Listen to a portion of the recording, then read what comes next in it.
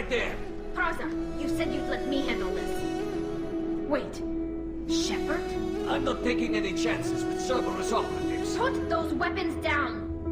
You know me the best. You know my words. See me hurt, but you don't. Remember when I gave you that Geth data That cell? right there is Did it help you complete the pilgrimage? On those Geth control nodes. The information you uploaded to opening Alliance and Control. closing up I want a again. copy I've been of it. hurt, so I don't trust.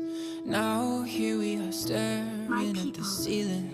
I've said those words before, but it was a lie. The only thing I can offer in return is Deserve what to you hear them 1,000 have. times. If all it is to say that, why is it so Don't worry, it's hard nothing to serious. say? God's love. If all it is to say that, why am I in my own way? We are in our suits. Why do I pull you close and then ask you for space? If all it is to say that is, why is it so hard to say?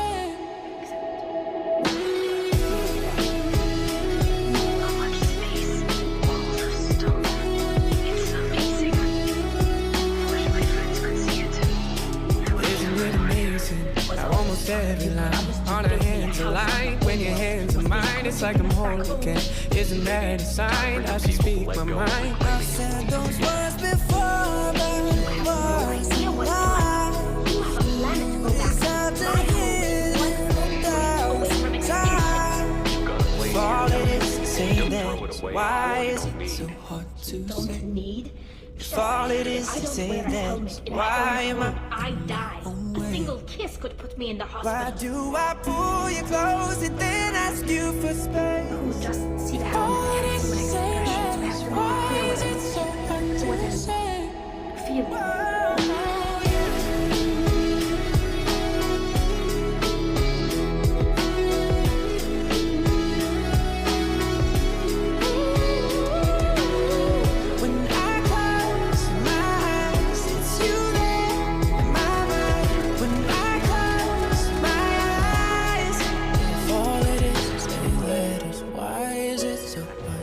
it.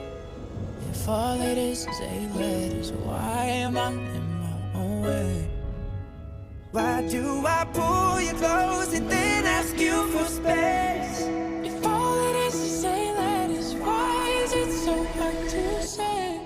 If all it is 8 letters, when I close my eyes, it's you there, it's only you. When I close my eyes, if all it is 8 letters, when I close my eyes, it's you there, mama, you. When I close my eyes, if all it is 8 letters.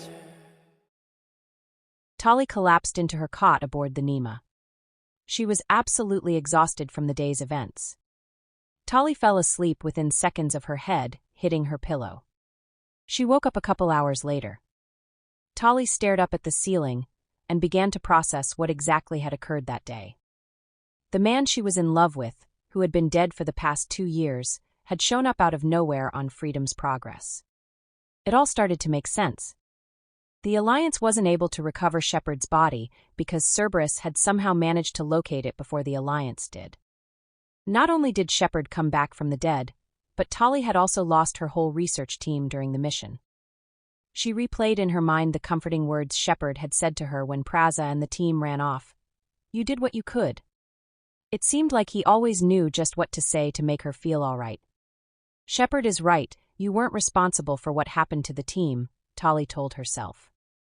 The Marines made their choice to follow Praza, and unfortunately they suffered the consequences for his stupidity. The day had been so overwhelming, Tali wondered if she had dreamt the whole thing. A message on her Omni-tool from one of the doctors in the Nema's medical bay, saying Vitor had been stabilized, convinced her otherwise. After Tali had mentally processed the mission, her mind began to drift back to Shepard. It finally struck her that he was truly alive again. Tali had seen him, heard his voice, and felt his embrace. She almost couldn't contain her excitement that Shepard was really back from the dead, and a loving smile spread across her face.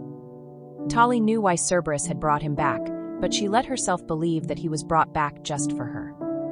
To give her a second chance with him, to have the opportunity to finally pour out her feelings to him, regardless of how he felt about her.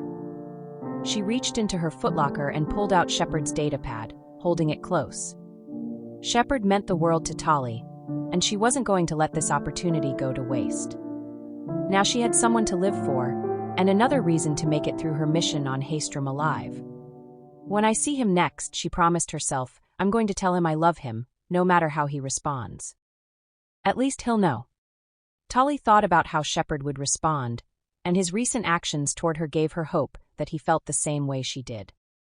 How he had lit up when he first saw her on Freedom's Progress, how he had taken down the Emer mech without regard for his own safety to protect her. Shepard would have done that for any of his crew members, but there was more. How he said there were many things he admired about her, and how he hugged her tightly before she got on the shuttle.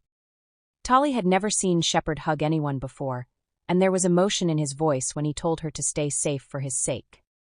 All those added together gave her hope that the romantic feelings she felt were reciprocated by Shepard. She checked the time on her Omni-tool, and seeing that it was late, decided to call it a day. For the first time in 2 years, Tali fell asleep happy, with a smile on her face. Once Shepard had presented his findings on the collectors to the elusive man, he had been put in command of the new Normandy State Route 2. It was about twice the size of the old Normandy, but was almost identical in layout to the State Route 1. It was a state-of-the-art frigate, with the addition of a research lab and expanded armory. It was to be piloted by none other than Joker, who had joined Cerberus after Shepard's death. It was an emotional reunion between Shepard and Joker, though Joker did manage to squeeze in a few wise remarks about Shepard's glowing scars. Shepard made sure Joker knew he didn't blame him for his death, and that he was still his good friend. Joker was relieved to hear it, and took the commander on a tour of the new Normandy. After becoming familiarized with the additions to the ship and being introduced to the ship's AI, EDI, Shepard retired to the new captain's cabin. It was much more spacious than his old quarters on the State Route 1, one of the benefits of the Normandy now being a civilian ship. It had a king-sized bed, a lounge area, a private bathroom, and even a fish tank. Shepard plopped down on the bed and began recounting the events of the day. After going over the mission and the new information about the collectors in his head, he shifted his thoughts to Tali. Shepard was ecstatic that he had seen her, and to know that she was all right. Even though he was sad that Tali couldn't join him right then, he was hopeful that she would after her mission was completed. He remembered back to when the Normandy had been attacked, and how worried he had been about her getting out alive. Not only did Tali get out alive, but she completed her pilgrimage, and was given command of a research team. He still couldn't figure out why exactly he had been so worried about her specifically getting off the Normandy alive, or why he had been so overjoyed to see her on Freedom's Progress. Not only that, but what exactly happened that made Shepard charge the drones and Emer mech to ensure Tali's safety? Also, why did he hug her before she left? He never hugged anyone. Obviously, Shepard cared deeply about everyone under his command, but this was a whole new feeling. He didn't feel the same way about Gurus, Caden, or Rex. Shepard didn't even feel the same way about Liara, who he had spent an intimate night with before heading to Ilos 2 years ago. He replayed all the memories he had of Tali in his head, until the answer hit him. Oh my God, Shepard realized, I'm in love with her. It all made so much sense. Shepard shot up, and couldn't help but smile. Why didn't I realize this sooner? I'm in love with Tali. This feeling was so new to him. Shepard had dated a few other women before, but had never had a connection quite like this. Everything was so much clearer now. He had been so worried about her escaping the Normandy because he loved her. He had been so happy to see Tali on Freedom's Progress, charged the Emer mech with no fear, and hugged her tightly before she left because he loved her. Shepard couldn't wait to see Tali again and tell her how he felt. All of a sudden, fear struck.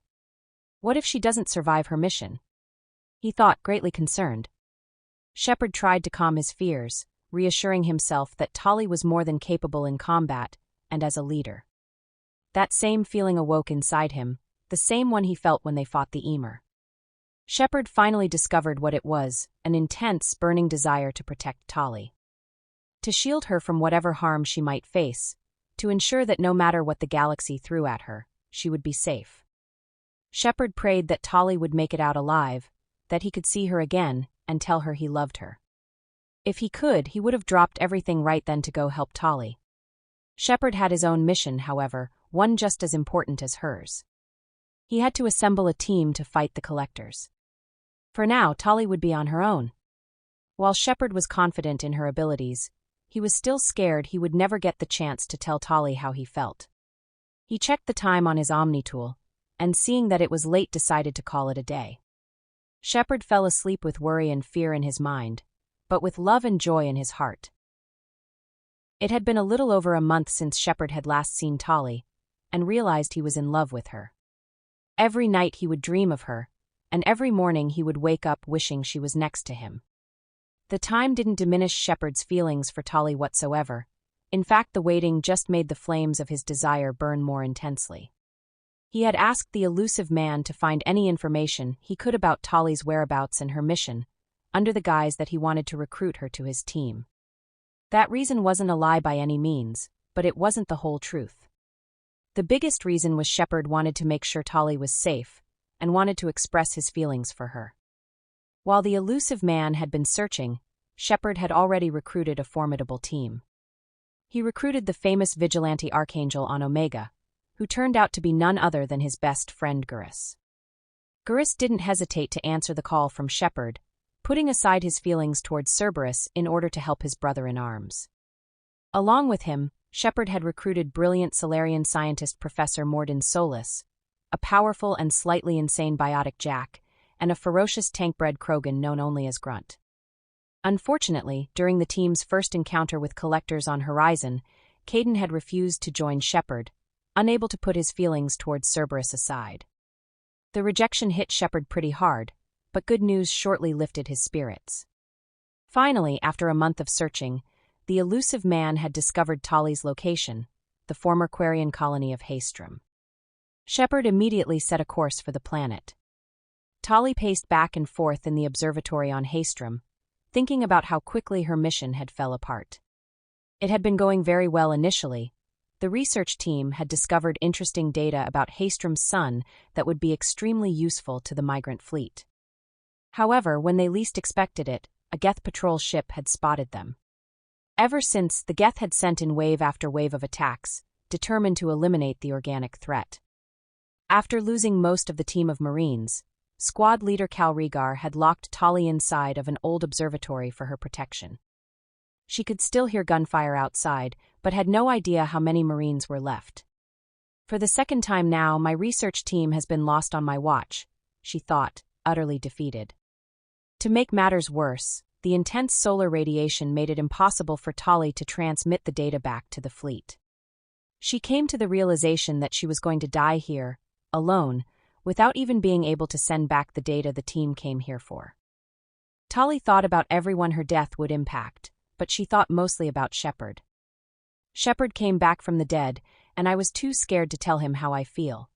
Tolly thought sadly, with tears streaming down her face. I'll never get the chance to tell him I love him, and he'll never know how much he means to me.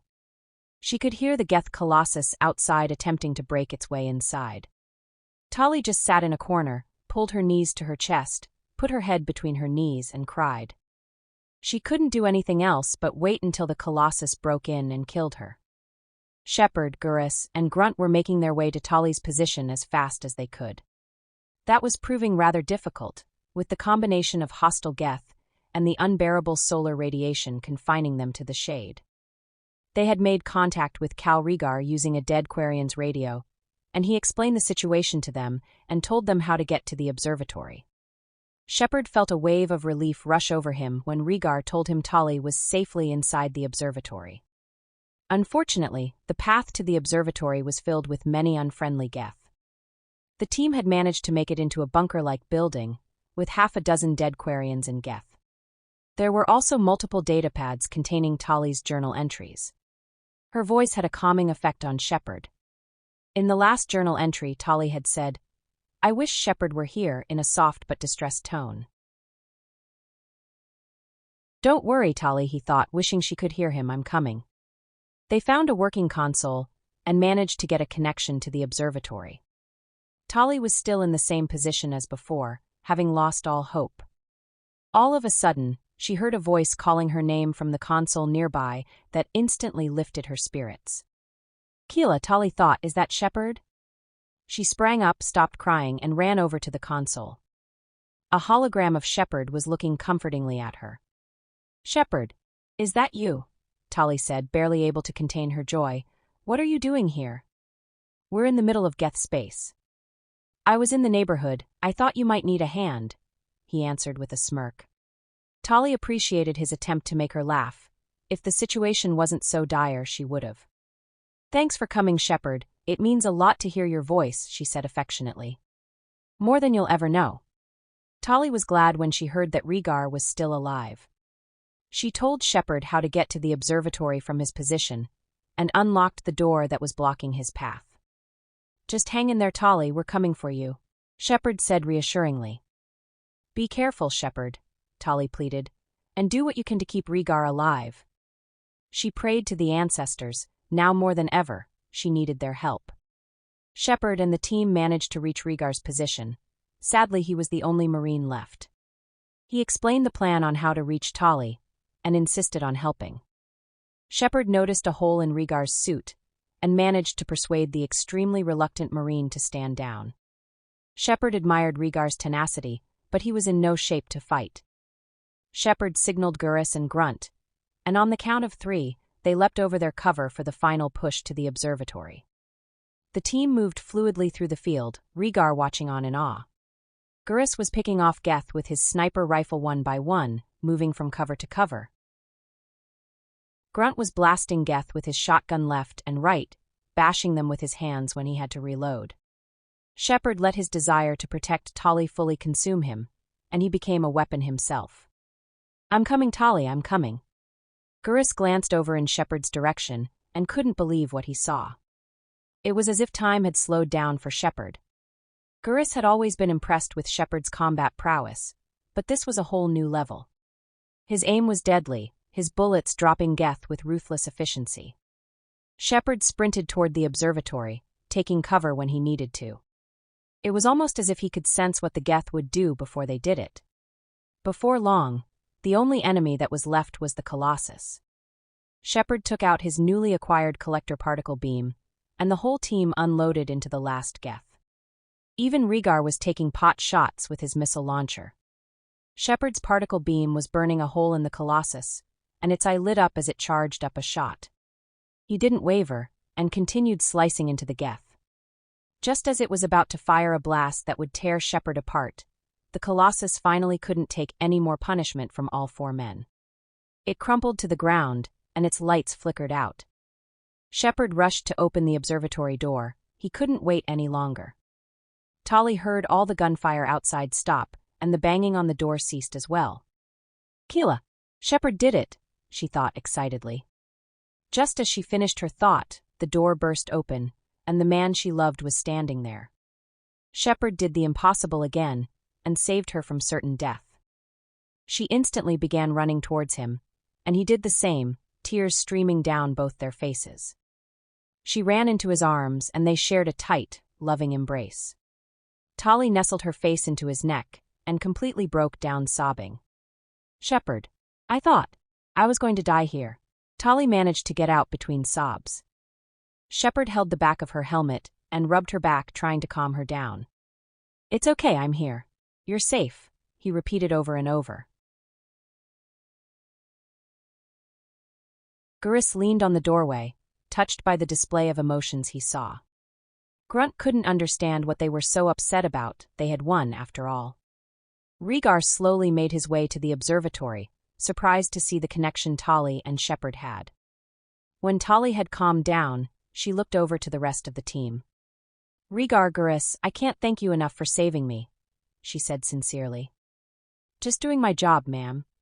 Rhaegar replied warmly. You didn't think we would leave you here, did you, Tali? Gurus responded in his usual joking manner. Tali laughed, something she hadn't done in a while. Shepard introduced her to Grunt, who was still thoroughly confused. Tali turned back to Shepard. This whole mission has been a disaster. I wish I'd joined you back on Freedom's Progress. There's a spot open for you on the Normandy, just like I promised, if you're able to join me. Shepard replied, hope in his voice. I promised to see this mission through. I did. I can leave with you and send the data to the fleet, Tali said joyfully. And if the admirals have a problem with it, they can go to hell. I just watched the rest of my team die, she added coldly. Shepard hugged her again to comfort her, and Tali gladly hugged him back. Now that they were reunited, they both wanted to tell each other their true feelings so badly, oblivious that the other was thinking the same thing. However, they both decided to wait until they were off this miserable planet and had more privacy. They would have plenty of time for that now that Tali was coming back to the Normandy. An affectionate hug would have to do for now.